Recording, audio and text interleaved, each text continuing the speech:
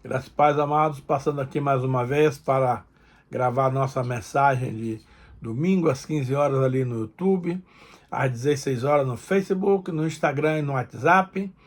E antes de começar a gravação, eu quero fazer uma oração pedindo a unção do Espírito Santo sobre a minha vida para que essa gravação seja útil e seja positiva, seja verdadeira, seja poderosa para abençoar a vida daqueles que nos ouvem, que nos assistem. Pai, eu reconheço o privilégio que eu tenho de pregar a Tua palavra para o Teu povo.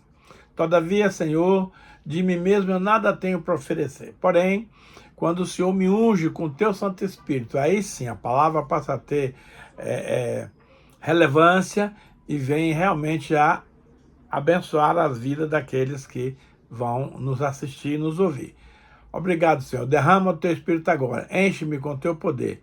E desde já eu dou ao Senhor toda a honra, toda a glória, todo louvor, em nome do Senhor Jesus. Amém. Também, Senhor, eu te peço que concedas espírito de revelação e de sabedoria no pleno entendimento da Tua palavra para aqueles que vão nos escutar. Sejam sábios em ouvir, sábios em entender e sábios em praticar. A Ti, Pai, toda honra, toda glória, todo louvor, em nome do Senhor Jesus. Amém. E a pergunta que não quer calar é a seguinte: o que evidencia se uma igreja está vivendo avivamento ou atividade religiosa? Uma pergunta interessante, vou repetir. O que evidencia se uma igreja está vivendo avivamento ou apenas atividade religiosa? Veja, a necessidade que a igreja, que nós, filhos de Deus, temos de passar pelo avivamento. Mesmo o povo de Deus pode entrar em declínio espiritual. E eu creio que nós, infelizmente, estamos vivendo esse momento de declínio espiritual. A Bíblia mostra ciclos repetidos.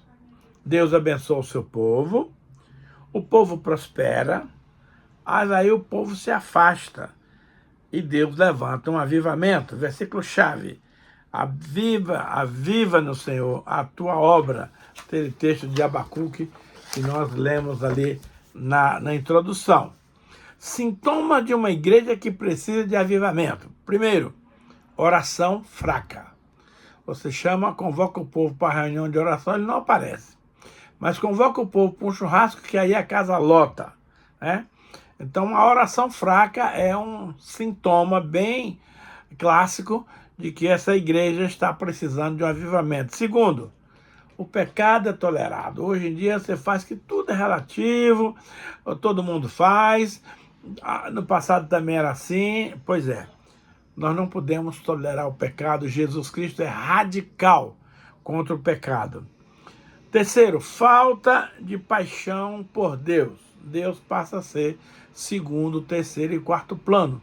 Os seus principais alvos é trabalhar, ganhar dinheiro, ou então passear, ir para o shopping, domingo à tarde, e aí o interesse por Deus diminui bastante. Então, é um sinal de que essa igreja está precisando de um avivamento. Quarto, evangelismo inexistente.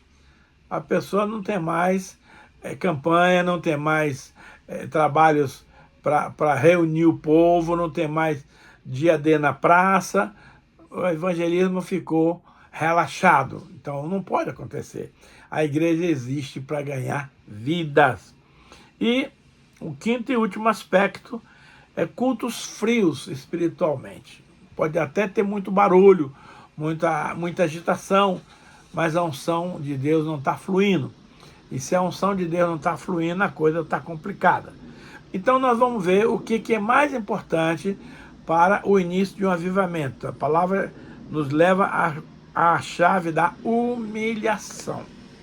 É aquele texto que nós lemos lá de 2 Crônicas 7,14. Se o meu povo, que se chama pelo meu nome, se humilhar. Veja, Deus resiste ao orgulho.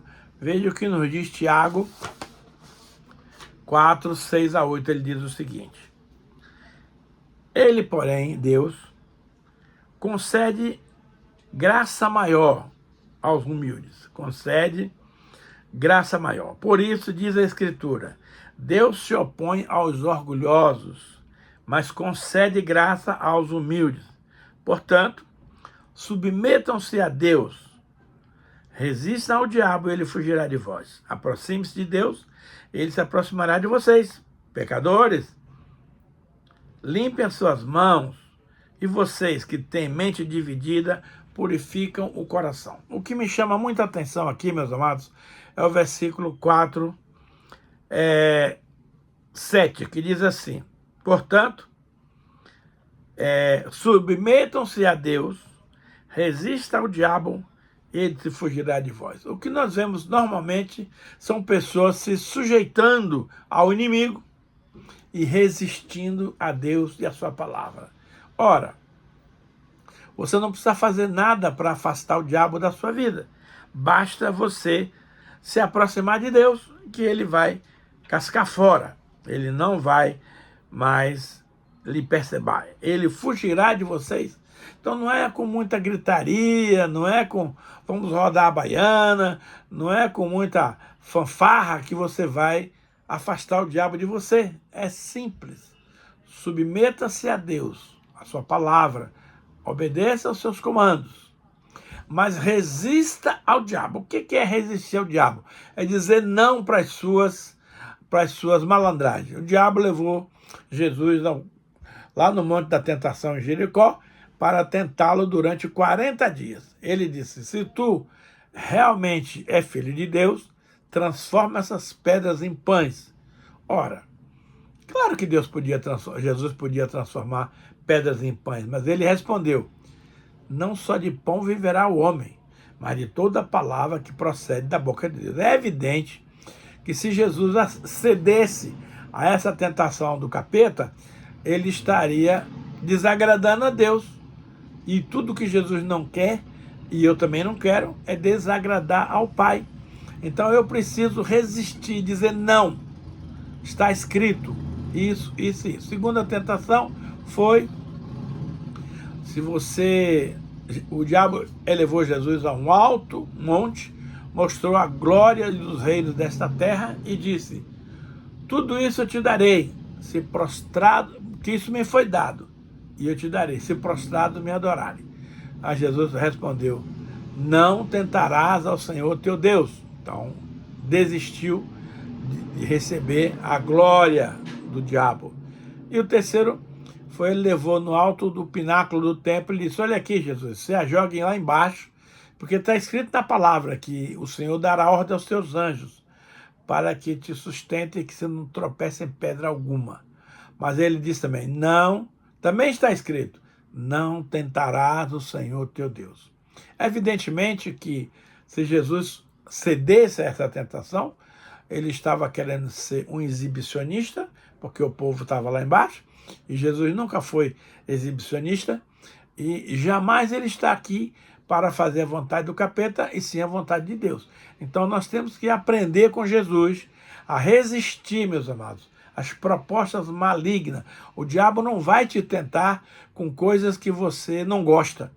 Ele vai lhe tentar com coisas maravilhosas, coisas deliciosas. Pegar uma mulher muito linda, maravilhosa e vai te oferecer. E você tem que fazer como José. Resista à tentação, porque você não quer desagradar a Deus nem ao seu chefe. Então, por causa do temor de Deus, temor do Senhor, no coração de José, fez ele resistir às propostas malignas da mulher de Potifar. Então, esse texto aqui nos mostra claramente que nós precisamos nos aproximar de Deus, porque ele vai se aproximar de nós. Aí não tem erro que o diabo não vai encontrar nenhuma vantagem. Então está escrito, ele, porém, concede-nos graça maior. Por isso diz a Escritura, Deus se opõe aos orgulhosos, mas concede graça aos humildes. Portanto, submetam-se a Deus e resistam ao diabo, e ele fugirá de vós. Aproxime-se de Deus, e ele se aproximará de vocês, pecadores. Limpem as mãos. E vocês que têm a mente dividida, purifiquem o coração. A Bíblia fala que aquele que duvida das palavras do Senhor é semelhante à onda do mar, agitada de um lado para outro. Não suponha tal homem que alcançará o favor do Senhor. Então, meus amados, a coisa é bastante séria.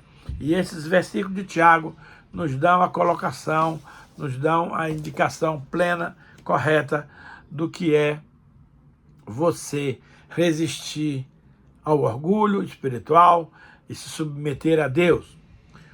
E o povo, diante do avivamento de Neemias, chorava diante de Deus ao ouvir as lindas palavras das Escrituras. Mas também humilhação significa reconhecer pecado, reconhecer dependência e abandonar a autossuficiência. Quando Jesus estava na beira-mar, os religiosos levaram a mulher pecadora diante dele para querer apedrejá-la. Senhor, essa mulher foi pega em adultério e a palavra de Moisés diz que ela tem que ser apedrejada. Mas aí o Senhor pergunta, e cadê o homem que adulterou com ela? Isso aí eles não falam nada, eles escondem, porque o homem é muito parcial, ele só vai argumentar coisas em seu favor. Aquilo que for contra, ele não vai citar. E passou alguns minutos lá e Jesus escrevendo na areia. E o povo insistindo, Senhor, como é que é? Vai ou não vai apedrejar essa mulher? Veja, se Jesus mandasse apedrejar a mulher, ele ia pecar contra as leis de Roma. Se ele deixasse em branco, ele iria estar pecando contra as Escrituras. Olha a sinuca de bico que aqueles caras colocaram Jesus. Mas ele sabiamente disse, bem, quem de entre vós aí não tiver nenhum pecado, atire a primeira pedra. Fez-se um silêncio profundo. E de repente os caras começaram a jogar as pedras no chão e foram embora. Começando pelos mais velhos. No fim, ficou apenas Jesus e a mulher. E Jesus pergunta para a mulher, mulher, cadê os teus acusadores? E ela responde, foram embora, Senhor. E aí ele faz, nem tão pouco eu, que não tenho pecado, te condeno. Vá e não peques mais. Então, o pecado, amado, na nossa vida, não é o problema. Se nós pecarmos, a Bíblia diz lá, em 1 João 1,9, se alguém pecar, confesse ao Senhor, arrependa-se, e ele purificará o pecado e livrará de toda a injustiça. Então, se confessarmos os nossos pecados, 1 João 1,9, ele é fiel e justo para nos perdoar os pecados e nos liberar de toda a consequência desse tal pecado. Então, o pecado na nossa vida, ele não é o fim da linha, mas ele é o começo da restauração. Você tem que reconhecer que pecou. E aí você vai ser abençoado. Segunda coisa, reconhecer dependência. O homem, ele tem um senso de autocrítica, de autoexaltação, de reconhecer que ele pode tudo, porque ele é muito bom, ele é estudioso, ele é formado nisso, naquilo, eu posso o que eu quiser. Não é assim, não. Precisamos reconhecer que temos dependência de Deus. Eu gosto muito da palavra quando diz, se o Senhor quiser, nós faremos isso e aquilo. Mas se o Senhor não quiser, meu filho, não tem nada feito. Segundo, abandonar a autossuficiência espiritual. Aqui nós vamos encontrar um fator religioso muito forte no meio das igrejas, no meio do povo de Deus. Eles acham que não pecam mais porque fizeram vários cursos, foi ungido na condição de apóstolo, disse daquilo, e essa resistência à autossuficiência leva o homem na ruína e na perdição. Agora, a pergunta é, qual é o papel do arrependimento no avivamento?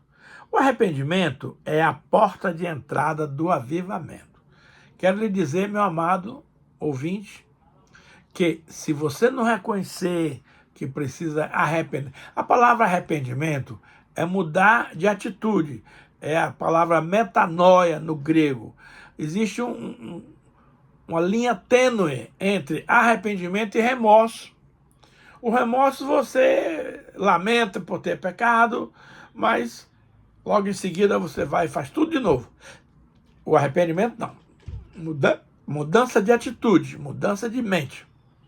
Uma vez que eu me arrependo, eu não volto mais a praticar essas obras do passado, tá?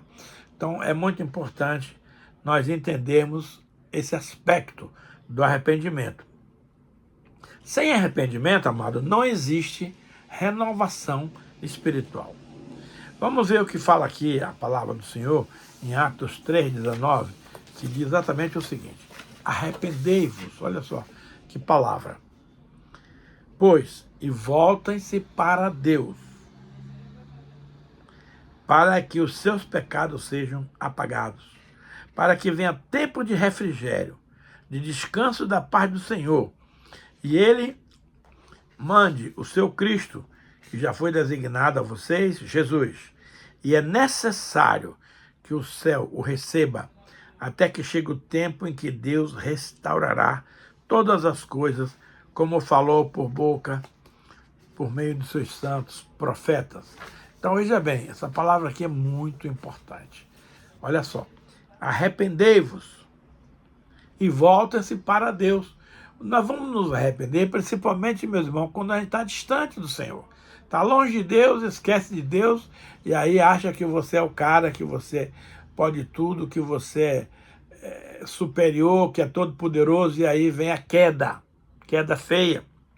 E a Bíblia nos recomenda o seguinte: arrependei-vos, pois, para que sejam cancelados os vossos pecados e que venha um tempo de refrigério da parte do Senhor.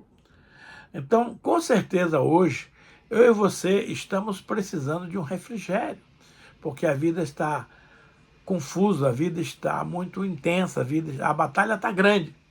Então eu preciso de refrigério. Porém, o refrigério só vem quando eu me arrependo dos meus pecados. Aí Deus envia o refrigério. E é um detalhe interessante. É preciso que Deus mande o Cristo, Jesus, o qual já foi designado, mas é necessário que o céu retenha Jesus lá. Jesus está doidinho para voltar, mas o Pai fala, não, espere um pouco aí, deixa que opere-se a restauração de todas as coisas que Deus falou pela boca dos profetas. Enquanto não houver a restauração de tudo, Jesus não volta. Ele está pronto, está lá de prontidão para descer para cá, para fazer, vai buscar a sua igreja. Mas, antes que Jesus venha, é preciso que haja restauração dos principais elementos, da oração, da palavra, do jejum, da santidade. Então essas coisas todas têm que ser restauradas, porque com o passar do tempo, as pessoas entraram num compasso de negligência e aí a coisa fica feia. Então nós temos que ver que é necessário, né, o arrependimento. Segunda coisa, conversão. Convergir é mudar de direção. Você uma vez se converteu, entrou na linha de Deus, mas com o passar do tempo as coisas foram esfriando, e você ficou totalmente fora. Então é necessário que você se converta de volta. Converter é mudar de direção, né? Então quando você se arrepende, você precisa se converter. Uma coisa está atrelada com a outra. Interessante que a melhor maneira de você cozinhar uma rã não é jogá-la no caldeirão fervente que ela pula fora. Mas você coloca ela na água fria, numa panela, e aí vai esquentando o fogo devagar. E a temperatura vai subindo, e a rã vai se adaptando e tal. Daqui a pouco a água ferve e ela morre. Então, conosco é a mesma coisa. Você não já começa fazendo um pecadão, mas você tem uma falha aqui, outro deslize acolá, outra coisa aqui, e você não vai mais se importando com o pecado. Aí, velho, quando você se dá conta, o negócio já ficou feio, e você não pode brincar com a sua salvação, meus amados. A coisa é muito séria. Então Deus quer nos dar, querido, um tempo de refrigério, um tempo de avivamento. É no avivamento que o refrigério vem.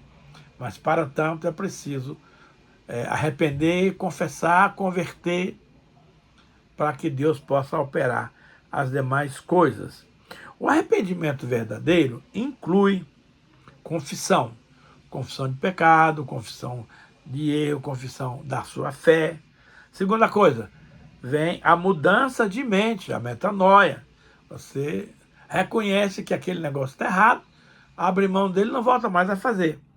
E também tem a mudança de comportamento. Veja só, a Bíblia diz que as más companhias corrompem os bons costumes.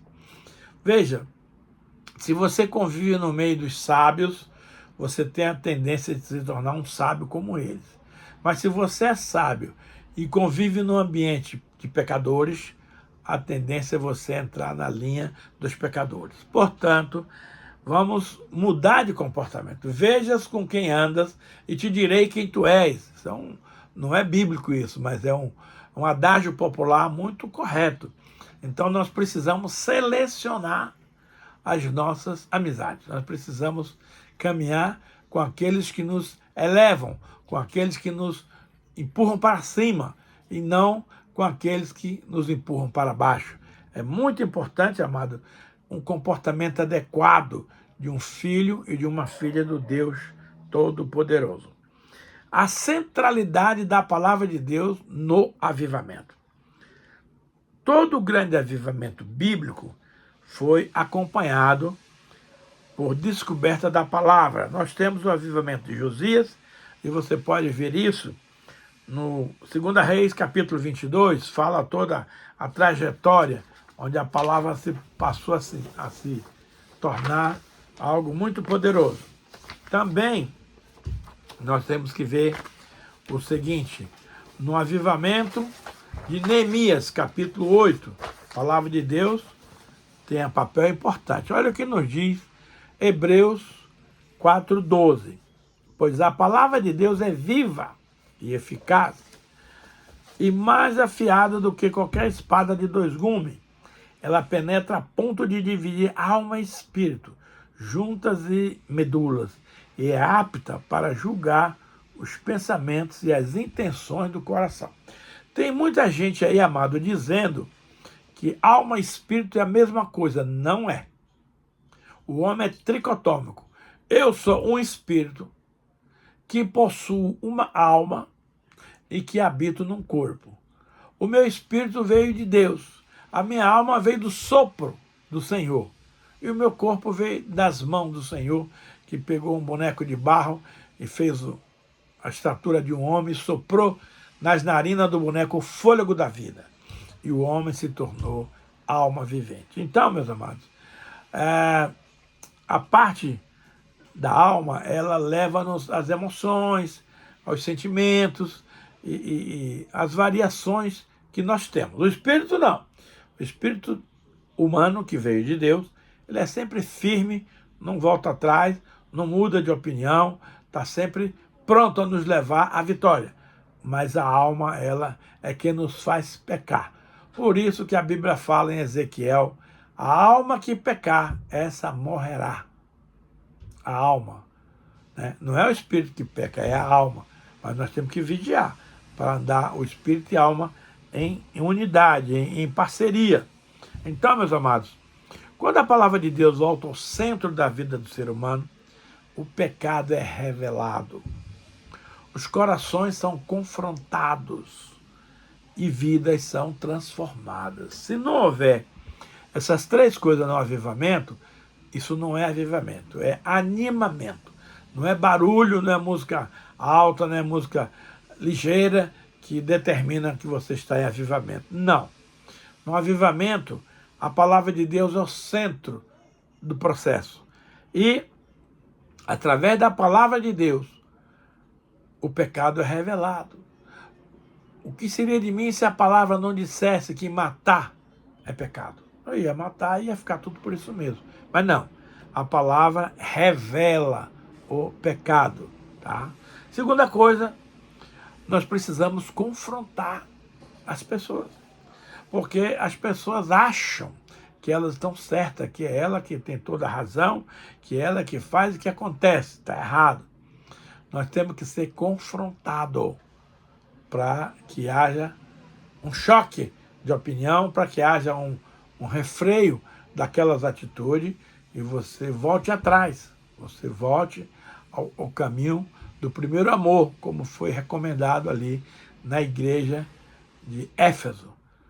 Eu tenho, porém, contra ti que abandonaste o teu primeiro amor. Então, volta às primeiras obras e arrepende-te, senão eu arrancarei o teu candeeiro e você ficará sem luz. Então, a questão de você ser confrontado é muito importante. Agora, querido, é confrontar com amor. Vós que sois espirituais, está escrito isso em oh, Jesus. Tiago 6:1. Vós que sois. Se alguém for pego em alguma falta, é normal. Vós que sois espirituais, corrija o tal com espírito de brandura e cuide para que você não caia no mesmo erro. Porque às vezes nós queremos sentar na cadeira de Moisés, apontar o dedo e mencionar o pecado dos outros. Isso é fácil.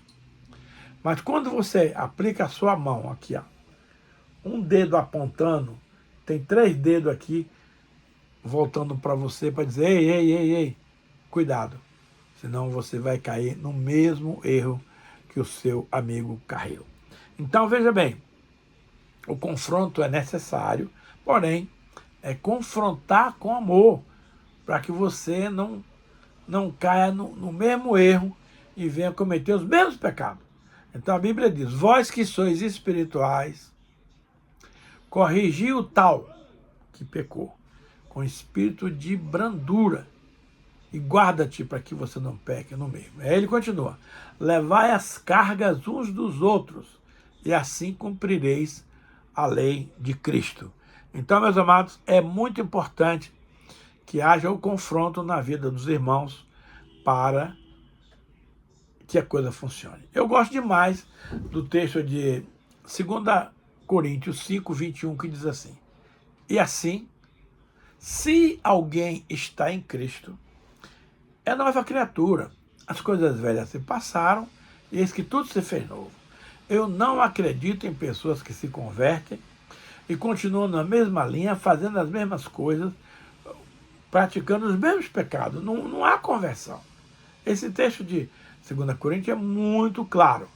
Então ele diz lá, se, é um condicional, alguém está em Cristo, é nova criatura. Então, se você não está em Cristo, mano, você não é nova criatura, coisa nenhuma. Você continua sendo um velho homem. E aí, se você está em Cristo, as coisas velhas, que você dava muito valor, que você se apegava, ficaram para trás. As coisas velhas ficaram para trás. E eis que tudo se fez novo. A Bíblia é muito maravilhosa quando ela fala das novidades de vida. Nós não podemos persistir no erro de andar por caminhos tortuosos que nos levam a nos afastar do Deus vivo. Nós precisamos tomar todo o cuidado para não incorrer nesse mesmo erro. Então, meus amados, se não há vida transformada, então não houve evolução, não houve novo nascimento. Tem muita gente que está na igreja, é religioso, não nasceu de novo. E aí é um problema, porque as coisas não conseguem prosperar.